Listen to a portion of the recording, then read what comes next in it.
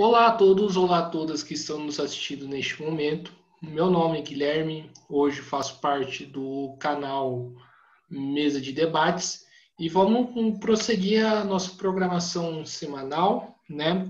Hoje convidando a professora Fabiana, né, para falar de um tema bastante pertinente, né, que já tem a sua importância já histórica, mas assim nesse último período ganhou mais importância ainda e a pandemia, ao meu ver, né, só reforçou a importância desse tema que é a crise ambiental, né, uma profunda crise ambiental que nós estamos vivendo, né? E a gente vai conversar sobre esse tema, vai conversar também, tipo, quais saídas que a gente pode dar em relação a essas questões, né? Para tentar entender, né, um pouco do também, acho que ajuda a entender um pouco do cenário que nós estamos vivendo, né? Professora, sem muito mais demora, por favor, antes da gente começar, se apresente. Muito bem, obrigada, Guilherme, pelo convite que me fez. É uma satisfação estar com você hoje aqui, nesse debate. Eu sou formada em Ciências Sociais, mestrado e doutorado em História Social na PUC São Paulo. E, neste momento, eu estou fazendo meu pós-doutoramento na Unicamp, em Mundos do Trabalho. Sou professora do curso de Relações Internacionais da Universidade Federal do Tocantins. E os meus temas de trabalho nesses últimos anos têm sido a questão camponesa. Eu trabalhei durante 2 anos dentro de um acampamento do NST em Porto Nacional, Tocantins, e este trabalho me fez o projeto de pós-doutoramento que agora estou desenvolvendo, que é sobre a agricultura 4.0, que é sobre também, de certa maneira, sobre a questão ambiental, né, e os impactos da agricultura 4.0 nos mundos do trabalho. Então, atualmente é o que eu tenho trabalhado com mais afinco, né? Mas é isso, Guilherme. Essa é a minha formação e aonde eu estou colocada no momento. Professora, já para começar desde o início, Fabiana, a crise ambiental ela é chave, né, para a gente explicar por que, que a pandemia está acontecendo, com a da crise do coronavírus, ou existe e é possível prever através da crise ambiental outras pandemias, conforme os especialistas falam, ou existem outros fatores que, na sua visão, explicaria a crise sanitária, a pandemia que nós estamos vivendo? Eu vejo, Guilherme, que existem inúmeros elementos, né? A gente precisa primeiro sempre deixar bem evidente que existe uma ordem destrutiva contemporânea, né? E essa ordem destrutiva, ela está vinculada a vários aspectos, dentre eles a questão pandêmica, né? A pandemia veio, na verdade, para desnudar, né, essas inúmeras crises que as sociedades têm vivido, inclusive a crise ambiental, né? Então, acho que a gente precisa entender, né, que também a crise ambiental e a crise pandêmica faz parte dessa ordem sociometabólica do capital, né? É produto dela também, dos modos de produção, como que são criados os animais, né? Como que você pensa essa economia agropecuária e como, portanto, esta forma de produzir pode gerar, sim, uma crise pandêmica como nós estamos vivendo hoje, né? Tem um livro recentemente publicado pela editora Elefante, que é do Rob Wallace, que fala muito sobre pandemia e agronegócio, né? Que é uma pesquisa que ele já tem desenvolvido aí ao longo de 10 anos, mostrando as correspondências entre os ciclos pandêmicos e as futuras pandemias, né, em relação, portanto, ao modo de produção. Então, acho que o caminho primeiro é esse, né? Entender que entre crise e pandemia há uma profunda simbiose, né? E que a pandemia também é um elemento para a gente perceber a própria letalidade do capital, né? A letalidade do capital no mundo do trabalho, a letalidade do capital na questão feminina, né? No universo da mulher, né? A letalidade do capital pela própria pandemia, que já matou mais de 261 mil brasileiros e brasileiras. Então, é nesse ponto que a gente precisa focar, porque o tema ele tem inúmeras correspondências, né? E tirar essas correspondências do tema é deixar de analisar o metabolismo do capital, e porque ele é responsável também pela pandemia que nós estamos vivendo atualmente. Sim, então tá para concluir, né, que pelo menos a visão que eu tenho, né, inclusive, não sei se você já assistiu, né, o Cidades Invisíveis, eu acho que eu já acho que fantasiando um pouco, acho que tá para fazer uma associação, né, da mensagem que o filme quer passar com o momento que nós estamos vivendo, que isso eu achei fantástico, né? Então tá para entender, né, que o capitalismo está chegando a lugares, né, que assim, digamos assim, áreas assim perigosas para poder se aventurar. É correto afirmar isso? É correto, é correto. Essa tentativa de controlar pragas, né, de controlar a natureza, de fato, eles estão adentrando um cenário bastante perigoso, né? A gente tem um outro, eu gosto de citar os livros porque aí depois as pessoas que estão assistindo podem consultar, né? O professor Luiz Marx, que é professor da Unicamp, também fala de capitalismo e o colapso ambiental, né? Mostrando essas relações. Eu acho importante a gente também trazer, como você trouxe o documentário, o filme, a gente trazer também as referências que já são estudos consagrados, né? No caso do professor Luiz Marques, é um trabalho que foi reeditado agora este ano de 2020 e que mostra essas processualidades, né?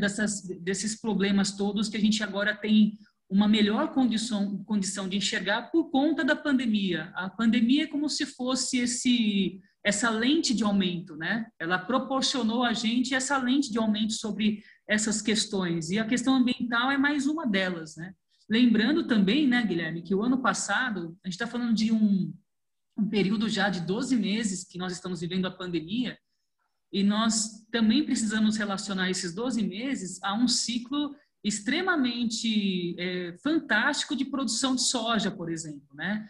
Quer dizer, você tem, ainda que você tenha a pandemia, todos os limites e dificuldades que são impostos para as pessoas em relação às suas vidas, a gente tem aí um agronegócio, uma agropecuária a todo vapor, batendo recorde de produção, né? Como que você tem, em pleno ciclo pandêmico, você tem um ciclo produtivo extremamente recordista, né? Comparado com os outros anos. É impressionante como o capital passa por cima de uma série de questões, a vida em especial, né? E como ele também é responsável por estarmos vivendo esse pior momento da nossa história. Sim. Então, assim, a gente vê o senso comum, né, e principalmente esse senso comum alimentado pela direita e pela extrema-direita de culpar essa situação toda por conta da China, né? Eu queria que você comentasse esse tipo de visão. A gente está passando por um momento onde não é só essa questão, né? Que essa questão hoje é um calcanhar de Aquiles, né? Imputando à China a responsabilidade sobre essa pandemia, né? E aí os cientistas vão trazer uma série de outros componentes para avaliar, né? É a questão do ciclo de produção mesmo, né? A gente sabe que o coronavírus ele já tem uma série de outras, né, variantes anteriores, né, e que estão aí presentes em animais como cavalo, galinha, né? E na medida em que a gente procura controlar, né, essas produções, a gente também, utilizando-se de remédios para, né, para esse setor, a gente está tentando controlar algo que está mutando constantemente. Então, a gente não pode imputar à China essa responsabilidade na medida que este é o sistema produtivo que está alargado no mundo, né? Não é uma coisa que pertence à China e eles são responsáveis. é algo que está presente nas forças hegemônicas do capital, que replicam a sua forma de organização da produção, né? E que tem cada vez mais, para amplificar a sua acumulação e a sua riqueza, utilizado de estratégias tecnológicas, farmacológicas, para que se haja um controle da produção. O problema é que a natureza muta, né? E essas mutações que a natureza tem apresentado para a gente, nas questões climáticas de uma maneira geral e na questão do vírus, tem se tornado cada vez mais letal para a nossa existência. Então, esse é um ponto que precisa ser trabalhado, embora, né, a gente também saiba que, por mais que nós falemos cientificamente sobre esse assunto, hoje nós temos uma profunda dificuldade, mesmo se pautando na ciência, em conseguir reverter esta forma de entender o mundo, esse pensamento, né, que você falou que a direita tem incutado na cabeça de parte da população, né? Então, esse é um desafio que a gente tem pela frente, de ainda que, né, a gente já tenha reconhecido nossos inimigos e as nossas dificuldades, que nós continuemos, a partir da ciência, fundamentando as nossas ações, né, e comunicando, como você está fazendo agora, né? De se propor toda semana a comunicar questões absolutamente relevantes para a nossa sociedade. Mas é isso, Guilherme, a gente tem essas forças hegemônicas que controlam aí as capacidades de produção.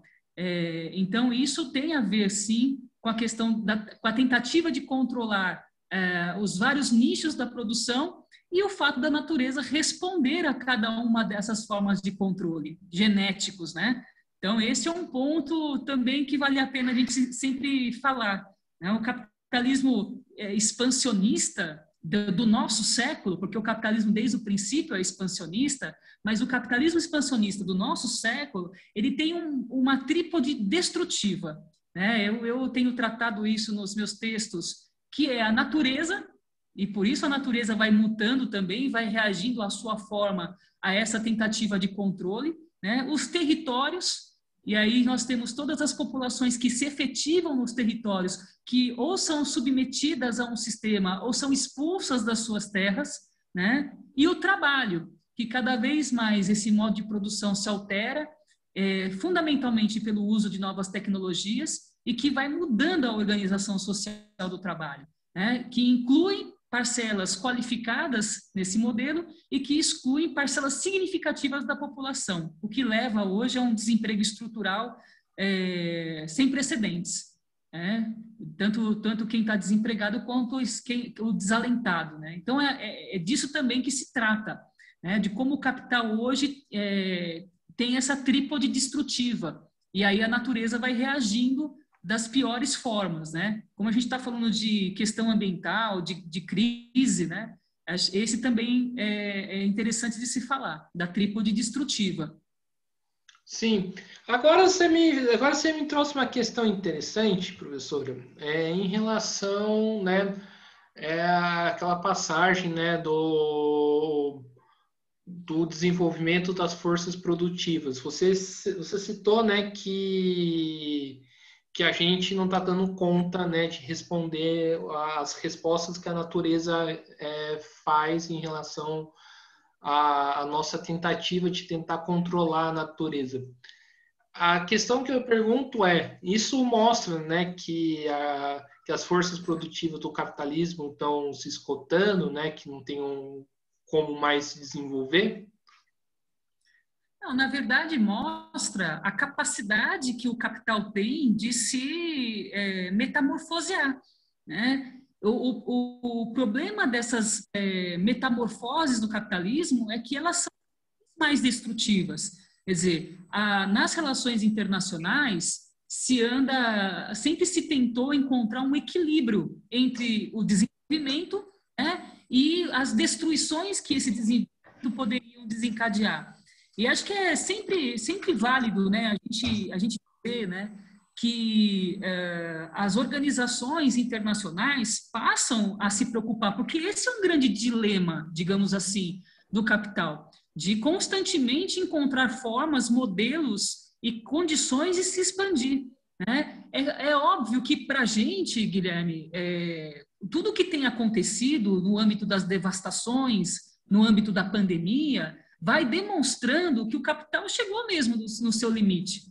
Mas a gente também não pode desconsiderar a capacidade que ele tem de se metamorfosear, né? Ao ponto de conseguir reverter essa situação? Não. Ao ponto de tentar criar alternativas para poder continuar o seu desenvolvimento. E aí surgiu, na década de 70, a questão de 1970, a questão da sustentabilidade, quer dizer, olha como o capital pode se expandir e, de alguma maneira, respeitar a natureza. E a gente viu que também isso não é um fato que a gente precisa refutar, né? Porque não existe sustentabilidade no capitalismo. Eles tentam encontrar uma alternativa a essa expansão, que eles entendem que é uma expansão destrutiva, né? A gente vê aí nas próprias revoluções industriais, né, que ocorreram no século XVIII, século XIX, né, as grandes mudanças que o planeta vai enfrentar, alterações de modelos produtivos, do próprio modo de produção, a maneira como a exploração minerária, a exploração energética, dos combustíveis fósseis, quer dizer, se a gente for pensar desde a segunda Revolução Industrial, como que esses modos se transformaram, a gente vai perceber aí transformações importantíssimas.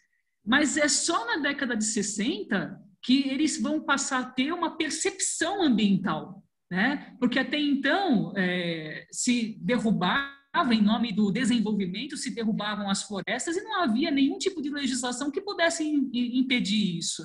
Então, é interessante a gente perceber que nas relações internacionais, as instituições que vão surgindo pós-Segunda Guerra Mundial, especialmente a ONU, né, a gente tem aí as tentativas de se fazer uma percepção ambiental, né, de se construir aí uma legislação que defenda, proteja ou que crie condições, né, de haver uma determinada harmonia entre o desenvolvimento e a natureza. Embora essa relação tenha sido fracassada na maior parte das vezes, como você muito bem sabe. Né? Mesmo nesse período, na década de 60, quando surge essa percepção de que a questão ambiental precisa ser levada em consideração, a gente tem a Guerra Fria, onde os norte-americanos estão usando agente laranja contra os vietnamitas, não é verdade? Que é um agrotóxico utilizado até os dias de hoje, né? É o chamado Tordon, que é utilizado até os dias de hoje, para você ver que por mais que tentou-se encontrar um equilíbrio, uma harmonia na relação, né, nesse processo de avanço das forças produtivas, nós temos aí elementos ainda presentes, né, e que continuam fazendo grandes estragos na natureza. Então, é disso também que se trata, né? Você falou uma coisa bastante interessante em relação à questão, né, de novas formas que o capital usa para poder responder essa crise, né? Isso pode, por exemplo, isso é pautado, por exemplo, em países da Europa, que inclusive no último período, antes da pandemia, entrar em conflito com o Brasil por conta da questão ambiental? Sim, sim. A gente precisa sempre lembrar, Guilherme, dos acordos internacionais, como o Acordo de Paris, por exemplo, né? São acordos que estão ali para tentar equilibrar essa relação de compra e venda de inúmeros tipos de produtos, especialmente os produtos vindos da Amazônia Legal, né? A Amazônia é uma região que a gente tem visto nos últimos anos, né? Não vou nem falar dos últimos 2 anos, porque a gente viu que a coisa nos últimos anos foi muito mais agravada em termos de desmatamento e de queimadas, né? Mas isso, se a gente for pegar os dados no MAP Biomas, a gente percebe que nos últimos 10 anos a degradação foi imensa na Amazônia. Então, tenta-se encontrar um equilíbrio entre a exploração, né, a venda dos produtos, como se explora a Amazônia, e, obviamente, né, que em determinados momentos da história, esses acordos podem ser usados para oficializar novos negócios da agenda exportadora ou travar essa agenda, né? Então, diante do governo que nós temos hoje, né, que não tem nenhuma preocupação com a Amazônia Legal, com o bioma, seja amazônico, seja o Pantanal, seja o Cerrado, e falo especialmente desses três, porque nós estamos vivendo um período de reprimarização da economia e onde as commodities têm sido o grande produto exportador brasileiro, né? Então, a Europa ter travado determinados acordos, de certa maneira, é importante para a gente repensar, né, as incursões do capital sobre esse território. Né? Então, esses acordos internacionais, sim, um porquê de existir, né? E são usados em momentos de uma falta absurda, né, de cuidado, né, e de políticas de preservação, como a gente tem visto no governo Bolsonaro, né, que não existe qualquer tipo de comprometimento com o meio ambiente. Você falou da questão, né, os rumos, né, que o capital vem traçando para o Brasil. Isso questionaria, tipo, a postura submissa, né, que o Brasil tem ao imperialismo, principalmente aos Estados Unidos? Eu acho que a gente, historicamente, Guilherme, precisa sempre lembrar da questão de como a gente é incluído no mercado global, né? Em que condições nós entramos nessa discussão, nos vários momentos da nossa história, né? Então, a gente sabe que a nossa industrialização, ela se dá como projeto político apenas em 1930, né? E que é só em 1956 que, pela primeira vez, a produção industrial ela supera a produção agrícola. Então, o Chazin chamava esse processo de via colonial. Né? E digamos assim, essa demora para a nossa industrialização, ela teve um peso importante para a nossa trajetória econômica, digamos assim, de como nós desenvolvemos nossas forças produtivas, as nossas empresas estatais, né? Como que os capitais internacionais chegaram em nosso território, né? Abrindo aí possibilidades, inclusive, de eles conseguirem remeter 100% dos seus lucros para os seus locais de origem. Né? Então, todas essas condições de como nós nos incluímos na agenda mundial precisam ser relembradas. No governo JK, que os historiadores gostam de chamar de governo entreguista, né? Porque, embora tenha sido um período muito grande de desenvolvimento, 50 anos em 5, como foi intitulado, nós sabemos que essa aceleração do desenvolvimento brasileiro tem muito a ver com a condição de submissão em que o Brasil foi integrado a esse modelo internacional. Então, acho que a gente precisa entender a questão do próprio subdesenvolvimento da América Latina, né, e como que o Brasil é integrado nessa condição, muitas vezes, né, de país subdesenvolvido, e que hoje a gente fala de sul global, né? Como que o sul global é esse território onde os grandes capitais têm remetido o seu lucro, o seu dinheiro, para poder potencializar novos processos e projetos de acumulação. Então, a gente tem que ver isso ao longo da nossa história, né?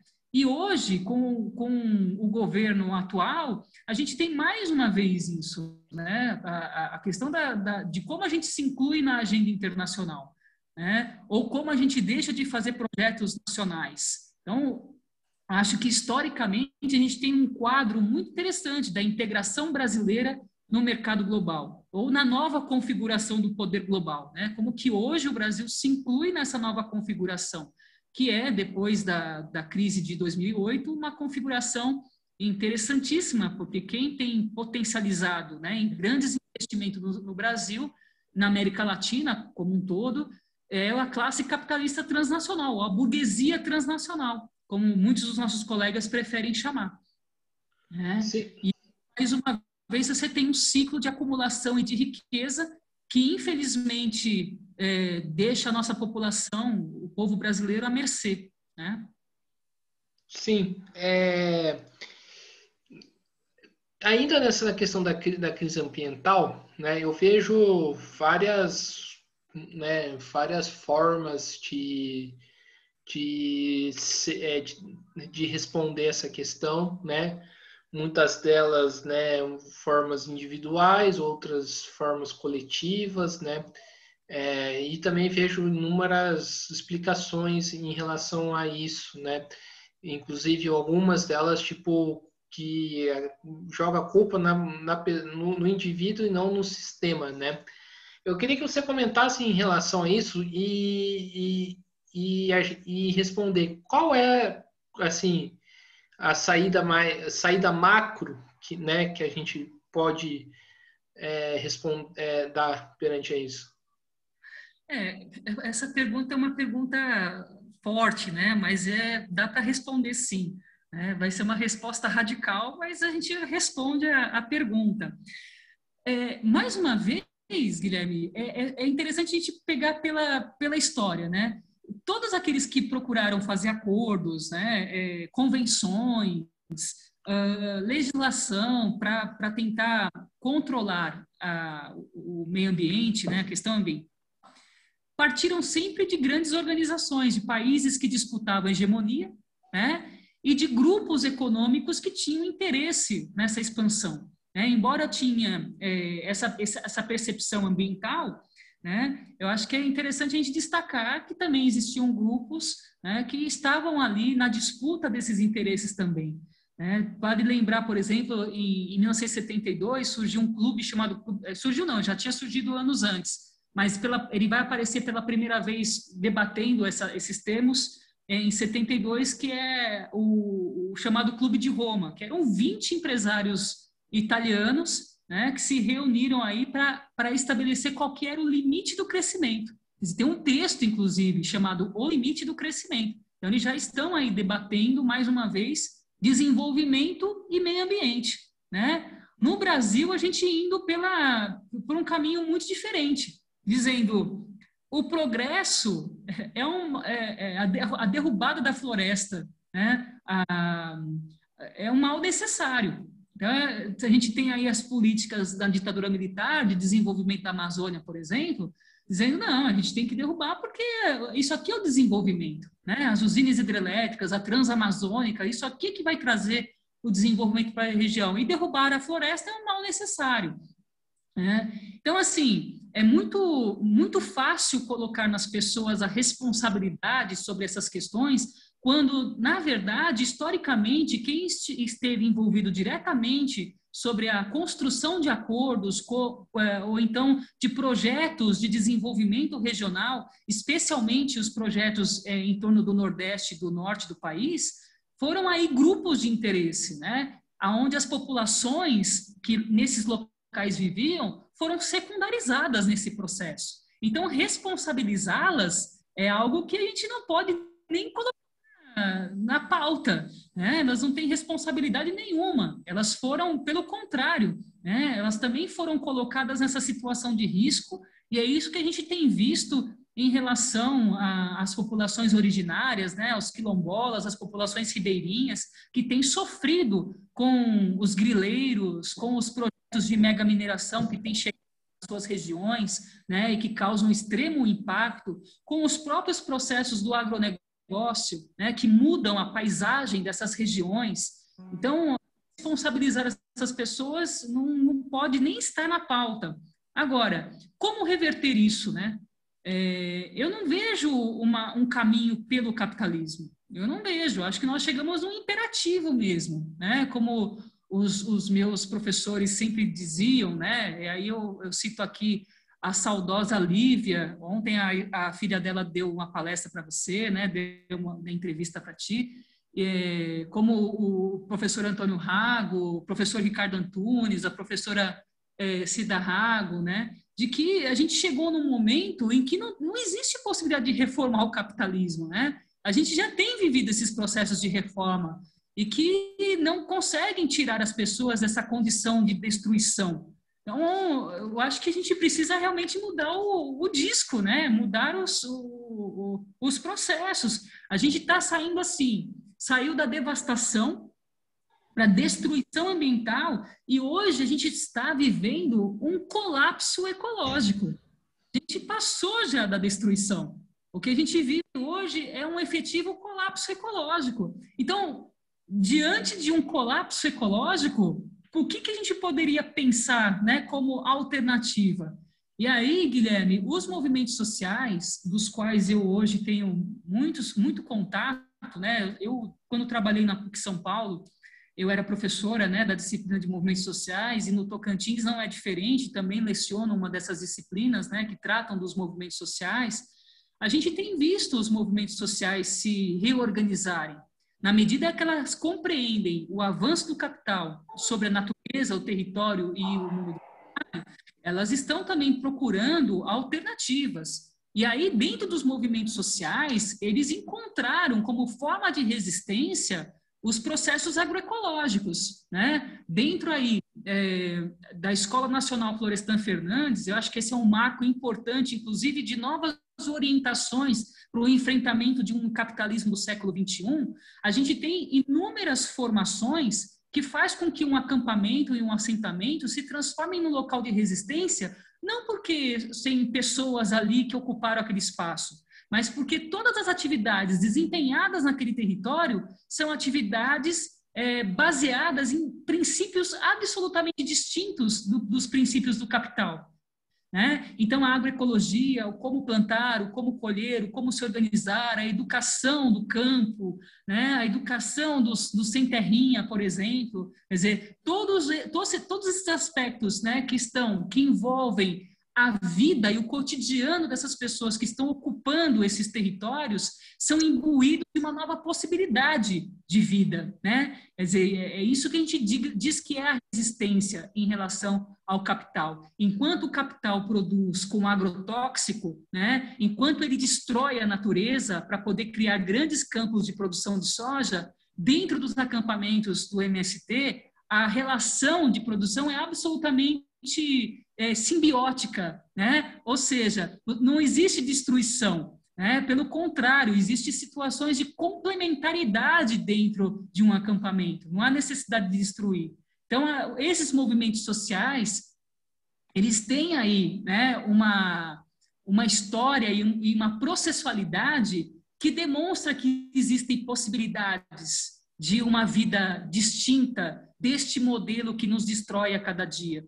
Então, eu falei da radicalidade porque eu entendo que o sistema já chegou mesmo no seu limite, no limite da vida humana, porque ele vai se reinventar. E aí, se parte da sociedade morrer, né, eles se protegem de outra maneira. Né? A gente vê na pandemia como que as classes sociais enfrentam a pandemia. Né? Então, tem setores que estão ganhando horrores de dinheiro com a pandemia. E tem partes da sociedade que estão morrendo de fome, morrendo de vírus, morrendo de tudo, né? Porque são colocadas nas situações mais degradantes do processo. Então, o capital continuará colocando as pessoas em processos degradantes, até quando ele conseguir, né? Agora, os movimentos sociais já encontraram, especialmente o MST, já encontraram alternativas e tem aí, desde que a Escola Nacional Florestan Fernandes, em 2005, vem à tona, repensado a maneira, inclusive, de ocupar os territórios. Né? Tanto é que você não vê mais acampamento de beira de estrada. São acampamentos produtivos. Essa é a grande resposta. E não à toa o MST é o maior produtor de arroz orgânico da América Latina. Né? Ou seja, eles estão ali demonstrando a possibilidade de produzir com qualidade, né, sem destruir a natureza e sem destruir sem destruir a saúde da gente, porque são orgânicos.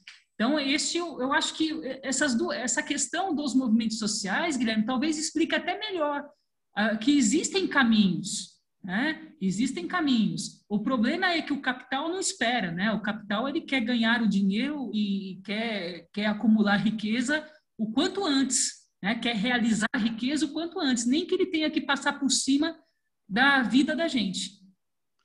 Sim. Professora, você falou da questão do capitalismo se reinventar nessa questão e você também disse, né, que o capitalismo ele é incapaz de dar uma resposta efetiva para esses problemas. Você acredita, é correto, então, ou errada, não sei, a tese de que o capitalismo vai destruir o mundo? Eu acho que sim. O que a gente tem analisado, visto, né, é só destruição e devastação, né? A questão dos rios, a questão do esgotamento dos solos, né? É a questão da própria saúde da humanidade. A gente já tem aí vários estudos que relacionam os agrotóxicos com o surgimento de inúmeros novos cânceres, né? A gente tem aí uma série de dados que não são suficientes para fazer essa afirmação que você colocou agora, né? E ao mesmo tempo, Guilherme, que a gente sabe que existem alternativas, né? Como essas que nós pautamos alguns minutos antes. A gente já está vivendo mesmo um processo de colapso.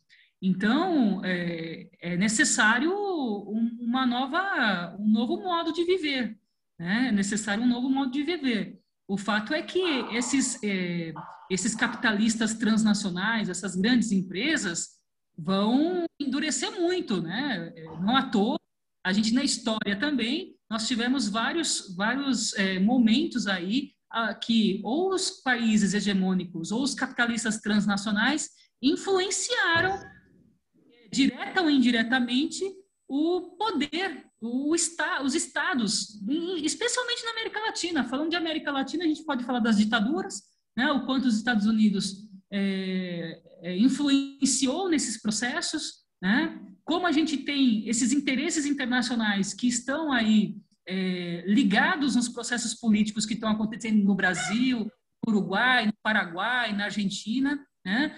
E que tem aí, de certa maneira, encontrado ferramentas e instrumentos para poder, de alguma maneira, interferir, né? E aí a gente viu nos últimos anos o quanto as fake news, né, o quanto dinheiro foi injetado nessas questões, né, para que se criasse um quadro institucional de crise a ponto, né, de a gente ter aí um presidente, né, que por mais que a gente faça as críticas e precisa fazer mesmo as críticas, ele cumpre uma tarefa, né? A gente não pode esquecer disso. A gente fala, mas a gente precisa entender que ele está ali porque ele cumpre uma tarefa, né? Que é essa tarefa mesmo das reformas, das mudanças na legislação que permitem a expansão do capital, né? Então, esse é um ponto, né, também que a gente precisa ressaltar sempre. Sim. Você falou dessas alternativas que os movimentos sociais apresentam, né? Mas assim, pelo que eu vejo, né, ainda sob a ótica do capitalismo. Tipo, o capitalismo não foi superado, apesar dessas iniciativas pontuais. Como que é enfrentar então esse cenário? Porque acho que você, ao mesmo tempo que você produz o arroz, por exemplo, que você citou, você tem que concretamente ter que enfrentar uma concorrência de uma grande produtora de arroz, né? Como que é para esses movimentos sociais manter a produção, né? Continuar produzindo e continuar vendendo nessa lógica capitalista que, de uma maneira ou outra, acaba afetando esses focos de produções. Uhum. Veja, Guilherme, a gente está falando de focos de resistência, né? Ou seja, são focos que estão dentro do sistema. Embora eles tentem encontrar alternativas e encontram alternativas em alguns aspectos, outros não se tem alternativa. Então, por exemplo, você tem uma produção orgânica ou agroecológica dentro de um acampamento, de um assentamento do Movimento Sem Terra, mas ali você tem energia elétrica que você precisa pagar, né? Portanto, eles vão vender lá na Feira Livre os produtos para também dar conta daquilo que eles não conseguem, neste momento, ainda se desvencilhar do modelo capitalista. Então, é um movimento que vive ainda dentro desse universo. Então, não é possível romper totalmente. Né? É muito difícil também. Porque num assentamento você tem pessoas que trabalham dentro do território, ocupado, mas você tem muitos que saem para trabalhar como empregadas domésticas, né? Outros vão trabalhar nas empresas que tem ao redor do acampamento. Então, existe uma série de questões que precisam ainda ser superadas, né? O fato é que a gente, assim, não pode minimizar aquilo que eles têm feito, né? As iniciativas que eles têm feito, né? Que são iniciativas importantes. Agora, de fato, acontece muito isso. Então, você produz o arroz e aí você vai vender aonde? Né? Você vai vender dentro do mercado, onde você vai encontrar as concorrências das grandes marcas, ou você vai vender nas feiras livres? Tem uma série de caminhos, né, que permitem essa conexão com a sociedade. E toda vez que eles vão vender seus produtos, especialmente nas feiras, há um papel político nessa venda também, né? Porque você sabe bem que esses movimentos sociais são criminalizados, né? Então, na medida em que os produtos desses acampamentos, desses assentamentos chegam às feiras, eles também procuram fazer um processo de conscientização de que ninguém ali é criminoso, né? Ali eles fazem parte de um movimento que tenta recuperar as pessoas da miséria e dar a eles a condição de se efetivar na vida, né? De conseguir viver, porque no sistema que nós vivemos, a gente sobrevive, né? Então, acho que é importante a gente perceber esse caminho de comunicação que o movimento tem, embora ele não tenha superado todo o modelo ainda. Ele vive dentro desse modelo e age através de algumas alternativas, que podem, num segundo momento, na medida que o sistema todo mudar, ser a alternativa principal, né? Mas é isso, Guilherme, é um caminho, né? A gente está vivendo um caminho e nesse caminho algumas alternativas, né? E, lógico, essas alternativas concorrendo diretamente com o nosso sistema capitalista.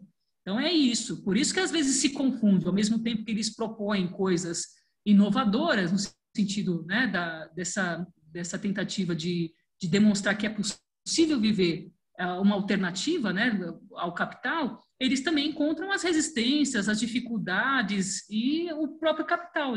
O próprio capital impõe para eles esses limites, né? Mas acho importante a gente ressaltar sempre os avanços, né, que o movimento conseguiu também alcançar. Embora, nesses últimos anos, a gente tenha visto aí os grandes enfrentamentos.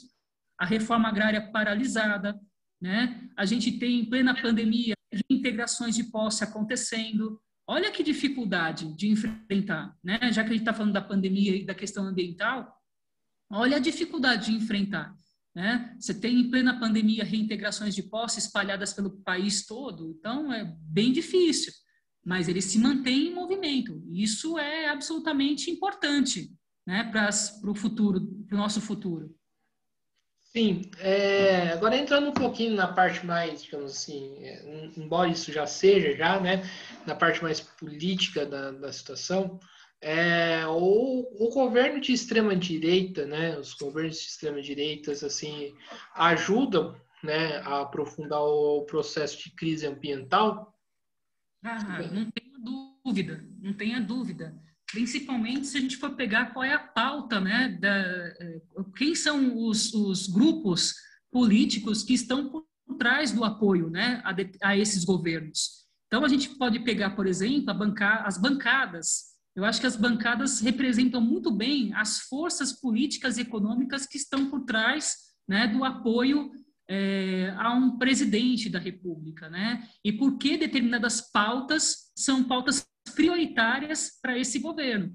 Então, a gente, na questão do agronegócio, a gente sabe muito bem que esta bancada tem um poder e tem uma relação muito estreita com o governo, né? Então, na medida em que o agronegócio tem essa relação estreita, né, e o governo representa tudo aquilo que o agronegócio queria, né, para poder expandir os seus interesses sobre o território brasileiro, a gente, obviamente, vai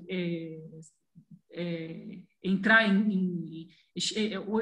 deixar ver mais, né, ter mais em evidência esses ciclos, né, de devastação, né? Você veja que esses dias não sei se você acompanhou nos noticiários, você tem venda de terras indígenas pelo Facebook, né? Você tem aí ministro e ministra, né? Ministro do Meio Ambiente, ministra da Agricultura, falando que pô, é bom que queime mesmo, que aí você coloca um monte de boi, né?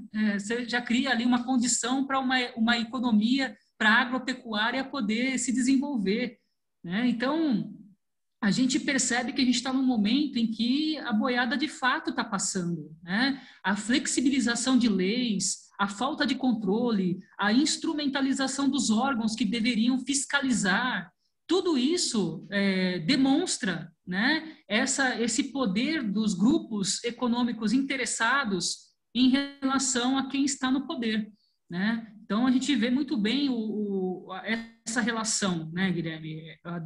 Da Floresta Nacional de Arapuanã, por exemplo, no Amazonas é um caso desses, né? Você tem aí a ocupação ilegal, os grileiros, né, que são apoiadores desse governo, né, que ocupam as terras públicas, que registram, né, no CAR. O CAR é um cadastro ambiental rural, é um registro autodeclaratório, então qualquer um pode ir lá declarar que aquelas terras estão sendo ocupadas por um grupo, né, por um determinado CNPJ, e até que aquilo seja de fato visto, avaliado, se é legal ou ilegal, eles venderam aquela terra, né? Eles comercializaram aquela terra. Ou seja, são inúmeras as brechas que têm sido encontradas, né? E não só de brecha eles vivem, mas vivem também de uma política que os favorece. Então, a gente percebe, né, no nosso caso é um grande exemplo disso, né, esta conexão muito forte entre esses setores do agronegócio, né, com o governo através aí das bancadas, do Instituto Pensar Agro, né, que tem aí um grande poder de pautar temas que viabilizam seus negócios sobre o território, fundamentalmente da Amazônia Legal e do Cerrado, né? O Cerrado é a mais nova fronteira agrícola integrada a esse processo. E acho que vale destacar, Guilherme, que em 2018, a Associação Norte-Americana de Agricultura, ela declarou que nos Estados Unidos não havia mais possibilidade de expansão da fronteira agrícola e indicou o Brasil como o país com maior potencial de expansão.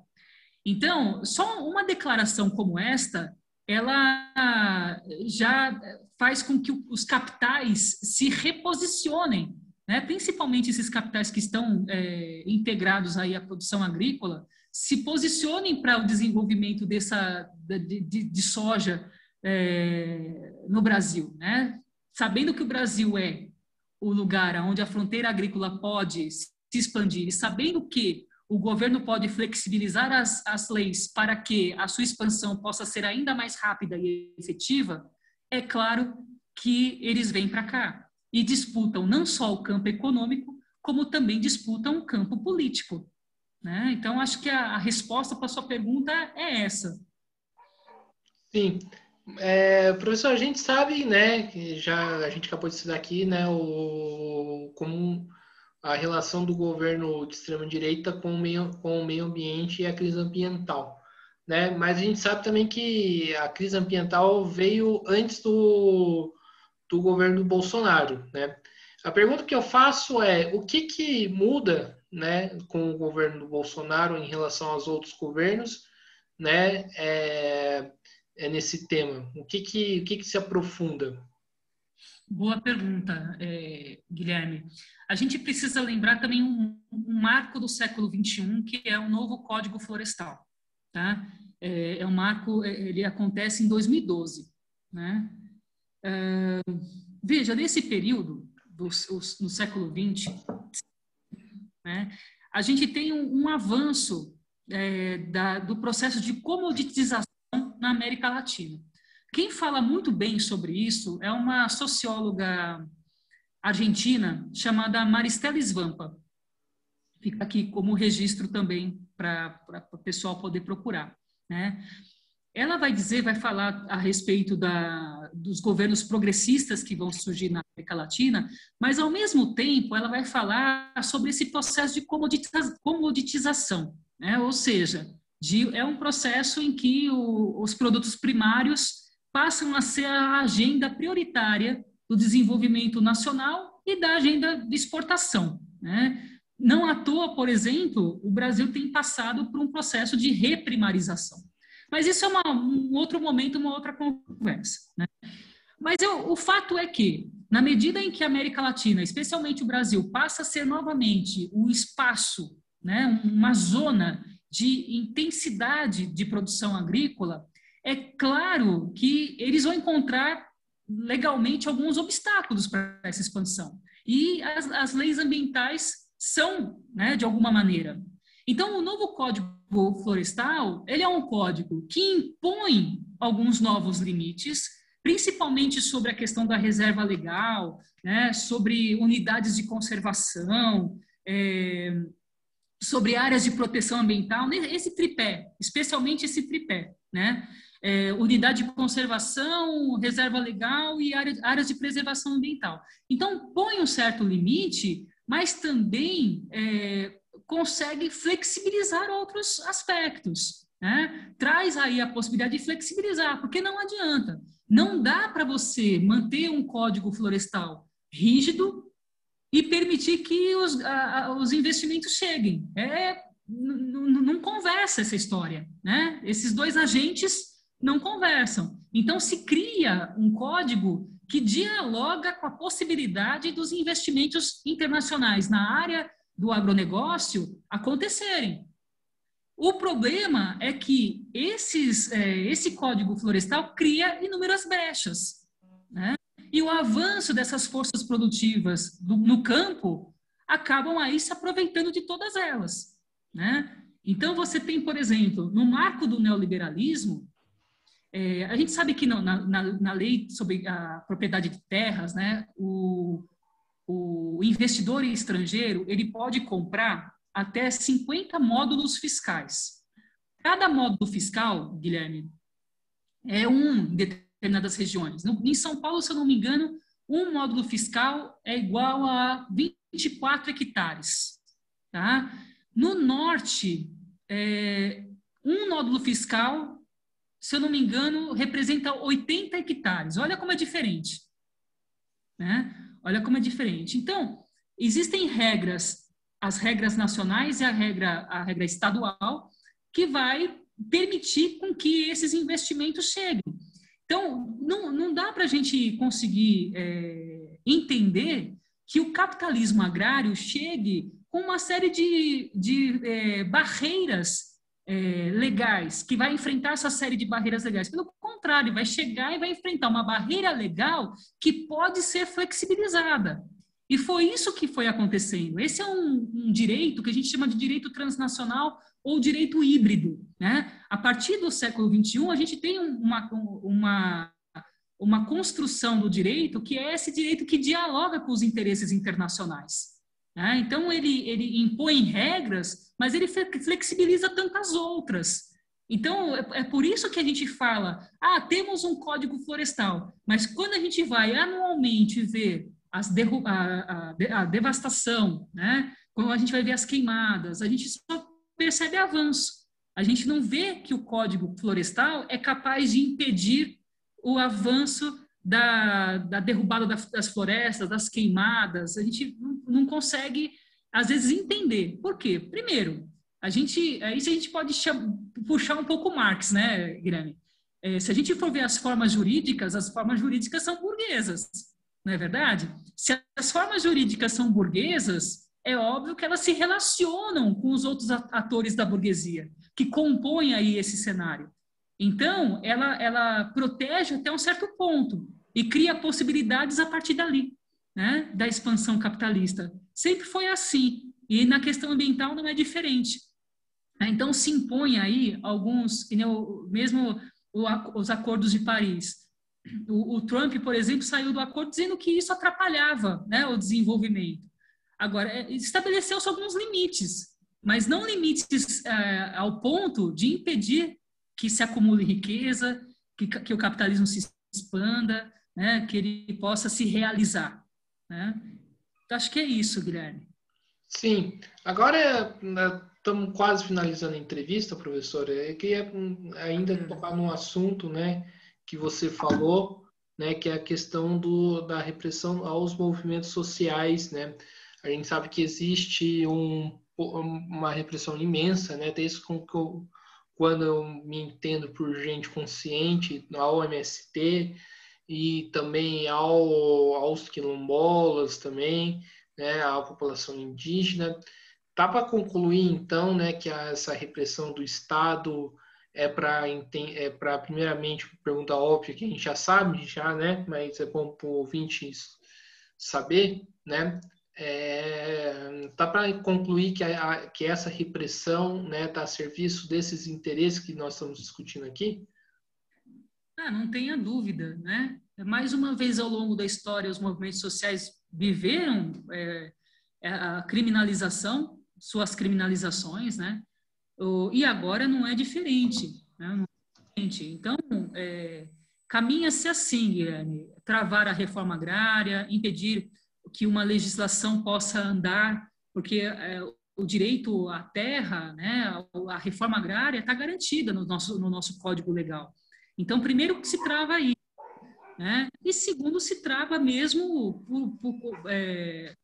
reprimindo esses movimentos, né? De uma maneira mais direta, né? E agora não só por parte do governo, né? Mas por todo latifundiário que entende que aquele movimento é um movimento que está ali para tirar os seus direitos, né? Usando essas máximas sempre, né? Acusando o movimento de invadir as suas terras, quando nós sabemos que as terras são ou terras do Estado ou são terras improdutivas.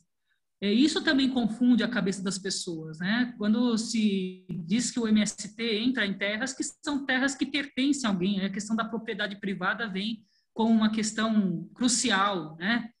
Do direito à propriedade privada. Não é só essa questão. A questão da luta pela reforma agrária desses movimentos é por terras que são terras improdutivas e são terras do Estado que são terras para a reforma agrária.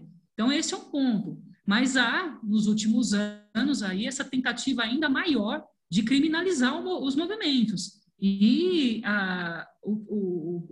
o que eu acho pior de tudo, né, é quando os próprios latifundiários tomam essa condição de repressão, né? Eu mesma participei, né, como falei no princípio da nossa conversa, de um projeto de extensão durante 2 anos, e numa das semanas, né, eu não estava lá porque era dia de semana e nós íamos trabalhar aos sábados, eles entraram e botaram fogo no acampamento, né? Então, tem todas essas questões de que esses latifundiários se sentem agora no direito de fazer justiça.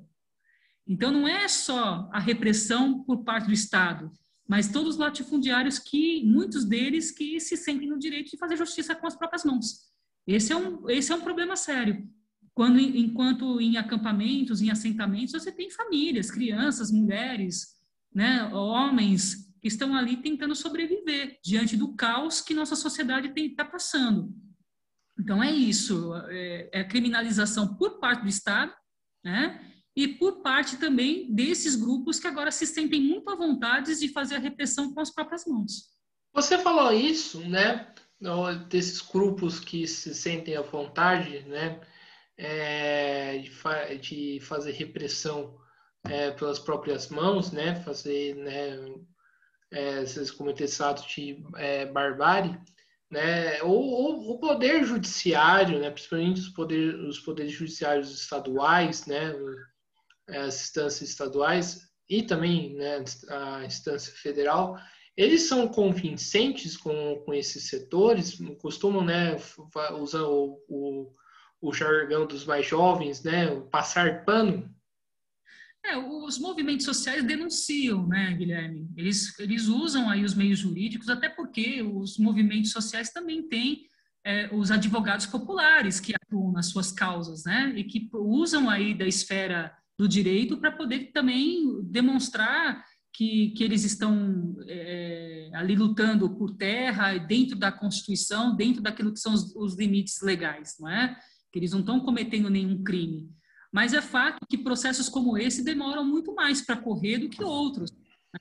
Então, haja vista, por exemplo, que no caso do acampamento Dom Celso, do qual participei, o processo de reforma agrária não caminhou, né? Eles passaram por um processo de reintegração de posse, né? E o processo paralisou. Então, foi muito mais fácil o processo de reforma agrária caminhar para trás do que caminhar para frente, porque os agentes, né, entenderam dessa forma. Demorou-se muito até você ter alguém que trava o processo. Então, falar da conivência é a gente mais uma vez relembrar quanto vários organismos hoje estão instrumentalizados. Então, também a questão dos movimentos sociais dos problemas que eles se enfrentam também no setor judiciário tem a ver com isso, de como esses processos estão paralisados, porque não há interesse em julgá-los, não nesse momento. Deveria ter um prazo para se julgar, né? Essas coisas não acontecem da maneira como deveriam. Então, isso é uma forma de demonstrar que não há interesse em solucionar o conflito, né? E quando você não tem interesse em solucionar um conflito, a tendência é o conflito ficar ainda maior. Ou então, maior em que sentido, né? Dessas pessoas que estão nessa situação mais vulnerável de passarem necessidades ainda mais aviltantes, ainda mais degradantes. Então, é o que a gente tem vivido, né? Ontem mesmo eu fiz uma live que a mulher, né, a Dejane, que faz parte do coletivo de direitos humanos do MST, falou exatamente isso, né? Quanto essas pessoas têm sofrido com a falta de alimento, com a falta de recursos, com cuidados em relação à saúde, porque se você for olhar na lista em que posição elas estão, né, de cuidado, elas estão em último lugar, né? A gente às vezes nem lembra que essas pessoas existem, né? Então, este é uma questão crucial da gente pensar, né? Porque processos sobre essas questões que lidam com pessoas tão vulneráveis não vão para frente, quando, ao contrário, quando se trata, né, de grandes interesses, de pessoas que têm muito dinheiro, as coisas avançam, né? Então, um ponto importante mesmo da gente refletir. Sim, agora para fechar de vez, né? O que você falasse, assim, perspectivas para como que você enxerga essa questão do meio ambiente para o futuro, né? O que você acredita que possa existir, que virão outras pandemias, né? Que essa questão da crise ambiental se aprofunda, né? Mais ainda no próximo período? Eu acho que você já deu as respostas. Diante do governo que nós temos, a gente não pode entender que é possível fazer qualquer tipo de reversão sobre o cenário que nós temos, né? As crises pandêmicas, certamente iremos enfrentar outras, não tenha dúvida, né? Pelo que a gente tem passado nos últimos 12 meses e pelas formas como o capital se organiza e tem aí exigido da natureza, muito provavelmente enfrentaremos outros ciclos pandêmicos. Né? Mas é isso, a gente não tem como vislumbrar nada além disso, né? A não ser que nós tenhamos uma mudança radical da nossa sociedade, da nossa política. Sem uma mudança radical, certamente nós não avançaremos em relação à questão ambiental. Né? Até porque nós tivemos já muitos motivos, por exemplo, do nosso ministro do Meio Ambiente não estar mais lá, né? E ele continua naquele cargo, exercendo a função que exerce e fazendo a colaboração com os grupos de interesse. Portanto, o que a gente pode, de fato, vislumbrar, né? Enquanto esse governo se mantiver? Não há realmente nenhuma mudança que seja positiva, né, do ponto de vista do meio ambiente. Sim. Professora Fabiana, estamos chegando aqui no final de uma entrevista do Mesa de Debates. Primeiramente, quero agradecer. Eu achei que a sua contribuição foi, assim, de extrema importância, né? É uma discussão importante, tem que ser feito e que tem que ser refletido, né? Para poder, tipo, responder essa realidade complicada que nós estamos vivendo. Então, por isso quero agradecer, né? E passo para as considerações finais. Guilherme, eu que agradeço o espaço que você abriu para esse debate, também considero a questão essencial, extremamente importante. Parabéns pelo programa que você tem aí feito toda semana. Iniciativas como essa são sempre importantes, estabelecer diálogo, debate, é o que a gente mais precisa, né, para trazer aí possibilidades de uma mudança de pensamento mesmo, e me colocar à disposição para quando você precisar novamente. Muito obrigada pelo debate de hoje. Sim, eu que agradeço. Professor, mais uma vez, muito obrigado. Né? Muito obrigado a você que estiver assistindo esse nosso vídeo. Peço, né, caso você não for inscrito, se inscreva no canal Mesa de Debates, curta, né, os vídeos, né, esse e outros vídeos que são produzidos, né, compartilhe nas redes, né, curta a nossa página no Facebook, né, e também siga a gente no Instagram. Então, mais uma vez, muito obrigado a todos. Está encerrado mais uma entrevista do Mesa de Debates. Até a próxima, pessoal. Fui.